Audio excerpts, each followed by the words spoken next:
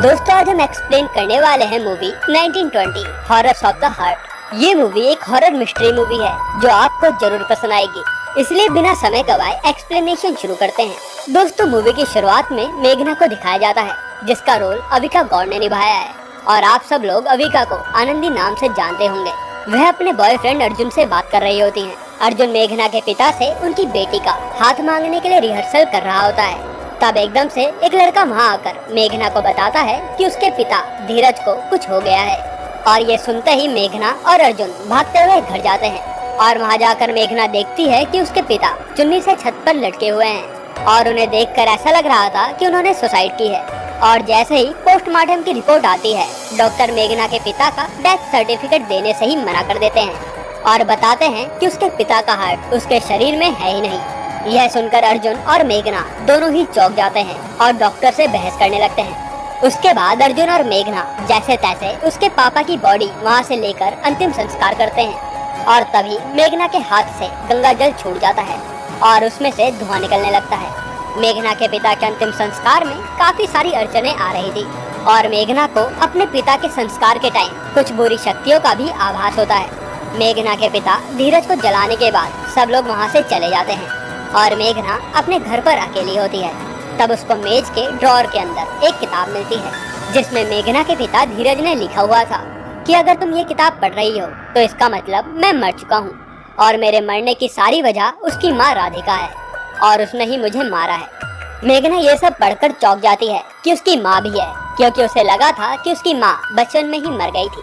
उस किताब में पूरी स्टोरी लिखी थी कि मेघना के पिता एक राइटर थे जो कि अलग अलग कहानियाँ लिखते थे, पर उनकी किताब लोगों को ज्यादा पसंद नहीं आई और वह गरीब ही रह गए। लेकिन मेघना की माँ राधिका पैसे की भूखी थी।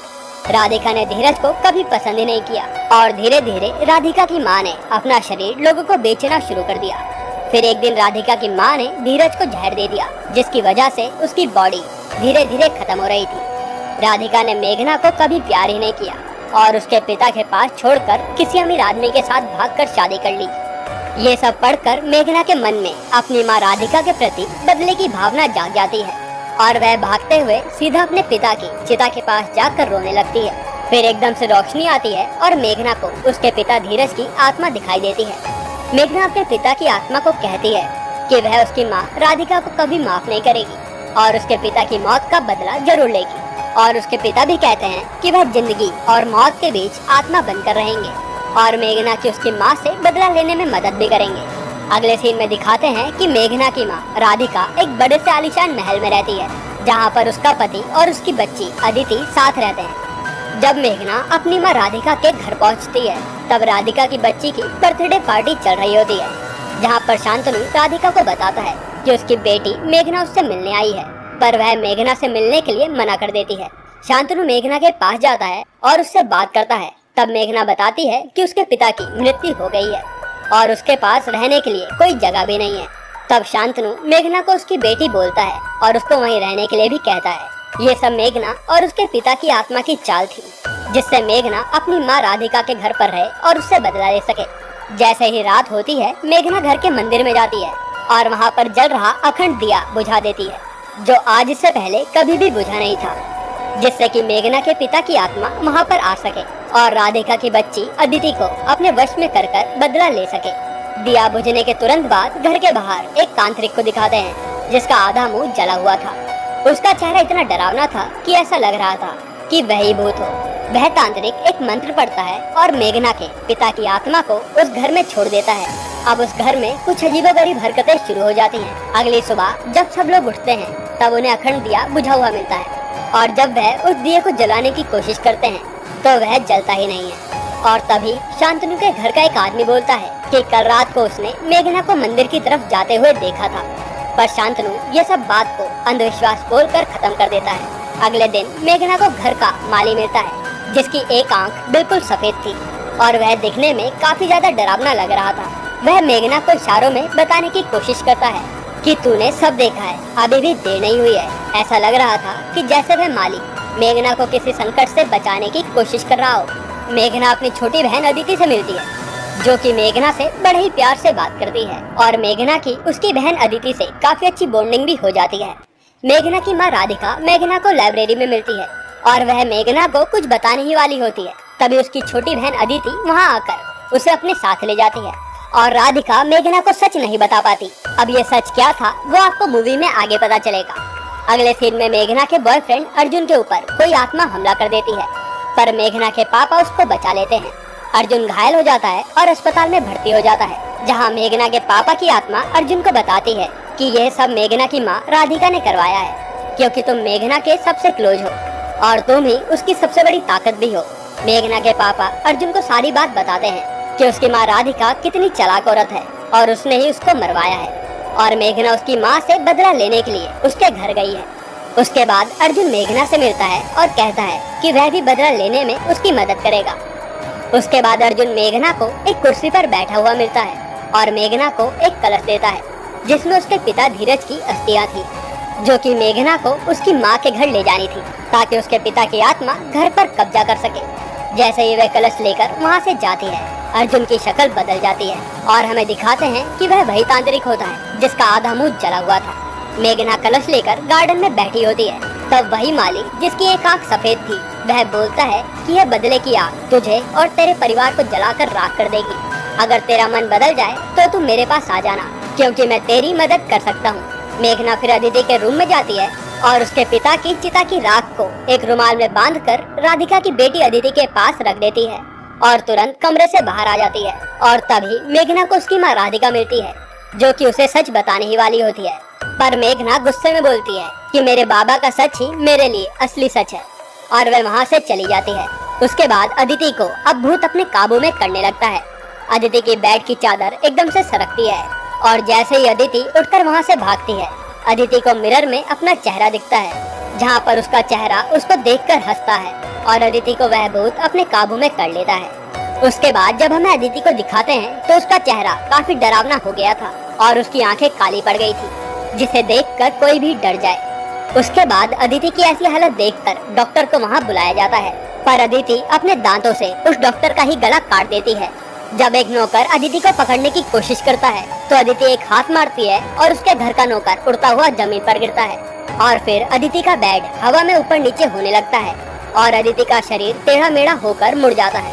और तभी उस घर का वफादार आदमी चौधरी बोलता है कि ये सब मेघना ने किया है। जब से वह यहाँ आई है तब से कुछ न कुछ गलत हो रहा है, पर शांतनु और राधिका मेघना का सपोर्ट करते हैं, जिसे देखकर मेघना वहाँ से चली जाती है, क्योंकि उसको लगता है कि उसकी माँ उसके सामने दिखावा कर रही है। मेघना का बॉयफ्रेंड अर्जुन उसको गार्डन में मिलता है, जहाँ पर वह कहता है कि उसके बदले की आग उनके घर में चारों तरफ फैल गई है। तब वहाँ चौधरी आ जाता है और सब देख लेता है। जैसे वह अपने मालिक के पास बताने के लिए जा रहा होता है, अर्जुन उसको पीछे से मार देता है और मेघना और अर्जुन मिलकर चौधरी की लाश कुएं में डालकर चले जाते हैं। और उसके बाद मेघना और अर्जुन ट्रेन में वापस जा रहे होते हैं। तब मेघना अर्जुन को कहती है कि मैंने अपना बदला तो ले लिया, पर उसे बिल्कुल अच्छा नहीं लग रहा है। उसको ऐसा लग रहा है कि उसने कुछ गलत किया है। मेघना को फिर ट्रेन की खिड़की में अर्जुन की शक्ल दिखती है, जो कि वह तांत्रिक ही होता है, जिसका आधा मुंह जला हुआ था। मेघना वहाँ से डरकर ट्रेन की छत पर चढ़ जाती है, जहाँ अर्जुन गुफा की छत से कटकर मर जाता है। और मेघना वापस अपनी माँ राधिका के घर आ जाती है, जहाँ वह अदिति के अंदर उसके पिता से बात करती है कि मुझे ऐसा लग रहा है कि आपने मुझे जो भी बताया है वह गलत है। मेघना फिर गार्डन में माली के पास जाती है और वह माली एक किताब देता है। मेघना उसी किताब को पढ़ती है और उसे असली सच्चाई का पता चल जाता है कि उसका पिता धीरज कितना हरामी था, जिसकी किताब ज्यादा बिकी नहीं तो उसने उसकी बीवी को पब्लिशर के साथ सुलवा दिया ताकि उसकी किताब पब्लिश हो सके। ऐसे ही धीरज ने अपने फायदे के लिए राधिका को बेचना शुरू कर दिया और राधिका को उसकी बेटी मेघना से ही अलग कर दिया। और जब राधिका धीरज की बात नहीं मानती थी तो धीरज उसे धमकाता था कि वह जहर खाकर उसे फंसा देगा। और जब राधिका आत्महत्या करने के लिए जा रही थी तब उसे शांतनु ने बचाया, जिसने आगे चलकर राधिका का साथ दिया। मेघना को अब सारी सच्चाई का पता चल गया था कि उसका बाप ही गलत था। मेघना उसके बाद अपनी माँ राधिका और शांतनु के पास जाती है और सब कुछ सच बताती है कि ये सब उसका ही किया धरा है। तब वह एक बड़े बाबा के पास जाते हैं और उन्हें सब बताते हैं और बाबा कहते हैं कि भूत की शक्तियाँ काफी ज्यादा बढ़ गई हैं और तुम्हें जो भी कुछ पता है मुझे सब कुछ बताओ। तब हमें पता चलता है कि मेघना के बाप धीरज ने एक तांत्रिक से सौदा किया था, वो भी राधिका से बदला लेने के लिए, जिसके बदले उसने अपना दिल तांत्रिक को दे दिया था और तांत्रिक ने भी उसकी मदद करी भूत बनकर राधिका के घर जाने में और उसकी बेटी अदिति को वश में करने में, जिससे वह राधिका से बदला ले सके।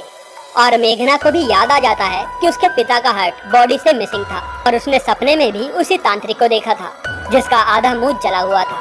उसके पिता तांत्रिक से बात कर रहे थे कि मेघना की कोई शक्तियाँ मदद कर रही थी और मेघना के बॉयफ्रेंड को भी उसी के पापा ने मारा है। अब दोस्तों मूवी का क्लाइमेक्स आता है जहाँ अमावस्या की रात होती है और राधिका की बेटी अदिति को बचाने का सिर्फ एक ही जरिया होता है। अगर वह पूरा नहीं हुआ तो राधिका की छोटी बेटी मर जाएगी और मेघना के परिवार वालों को अदिति को बांधकर गायत्री मंत्र बोलना होता है जो कि बाबा ने उन्हें बताया था। और जैसे ही वह अदिति को बांधकर गायत्री मंत्र पढ़ते हैं, भूत जागरूक हो जाता है और वहाँ पर सबकी पकड़ से भाग जाता है। मेघना, उसकी माँ राधिका और शांतनु अलग अलग होकर अदिति को ढूंढने लगते हैं क्योंकि उनके पास टाइम बहुत कम था। तब अचानक से वहाँ आधा जला मुंह वाला तांत्रिक आता है और शांतनु और तांत्रिक के बीच आपस में खूब लड़ाई होती है। शांतनु तांत्रिक को जैसे तैसे कर मारता है और वहीं पर मेघना के सामने अदिति का भूत आ जाता है और वह मेघना को खूब मारता है। तब मेघना मंदिर में जाती है और माता के त्रिशूल से खुद को मार लेती है और मेघना फिर जिंदगी और मौत के बीच चली जाती है। तब उसके पिता उसे दिखाई देते हैं जिन्होंने अदिति को वश में किया था। तब मेघना अपने पिता से लड़ती है और उनको पकड़कर आसमान में रोशनी की ओर ले जाती है। पर जैसे ही मेघना और उसके पिता की आत्मा आसमान में जा रही होती है, तभी अर्जुन की आत्मा वहाँ आकर मेघना को बचा लेती है और मेघना के पिता धीरज की आत्मा आसमान में चली जाती है और उसको मुक्ति मिल जाती है। अर्जुन की आत्मा मेघना से बोलती है कि तुम्हारा अभी टाइम नहीं आया है, तुम अपने परिवार के साथ रहो और खुशी से जियो। फिर एंड में हॉस्पिटल में मेघना जागती है जहाँ उसका पूरा परिवार, उसकी माँ, उसकी बहन अदिति और उसके पापा शांतनु होते हैं और मूवी यहीं पर एंड हो जाती है। दोस्तों, आपको ये मूवी कैसी लगी हमें कमेंट में जरूर बताइएगा और अगला एक्सप्लेनेशन आपको किस मूवी पर चाहिए वो भी हमें कमेंट में जरूर बताइएगा।